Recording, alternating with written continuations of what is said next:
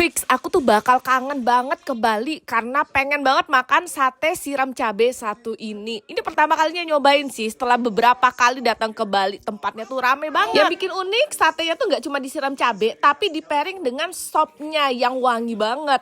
Nah, ada dua pilihan, yang siram cabe atau versi manis. Penampakannya tuh kayak gini. Yang versi manis itu jadi option buat kamu yang nggak bisa makan pedes. Kalau ku intip, dapurnya tuh selalu sibuk dengan motong dan nusukin satenya. Ini penampilan yang aku pesen. By the way, ini aku pesen yang paket, dapat sopnya juga 59.000.